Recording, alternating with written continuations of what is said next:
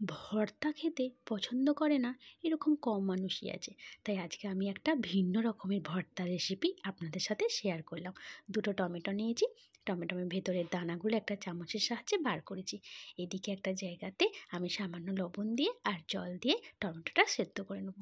এইদিকে আমি নিয়েছি পেঁয়াজ কুচি আর ভাজা লঙ্কা, আর নিয়েছি সামান্য পরিমাণ নুন দিয়ে হাতের সাহায্যে খুব ভালোভাবে মাখিয়ে নিয়েছি। এদিকে টমেটোটা সেদ্ধ হয়ে গেলে খোলা ছাড়িয়ে দিয়ে দেবো টমেটো সেদ্ধটা, দিয়ে হাতের সাহায্যে খুব ভালোভাবে মাখিয়ে নেব। এবার এতে দেবো মুসুরির ডাল সেদ্ধ, আর দিয়ে দেবো আধখানা পাতিলেবু, দিয়ে আমি খুব ভালোভাবে মাখিয়ে নেব। এই ভর্তাটা খেতে কিন্তু ভীষণ ভালো লাগে। এবার আমি দিয়ে দেবো ধনেপাতা কুচি। ধনেপাতাটা আমি খুব ভালোভাবে মাখিয়ে নিয়েছি। ব্যাস, এই ভর্তার রেসিপিটা একদিন বাড়িতে ট্রাই করুন, হাতে হাতে রেজাল্ট পাবেন। এক থালা ভাত ফিনিশ হয়ে যাবে।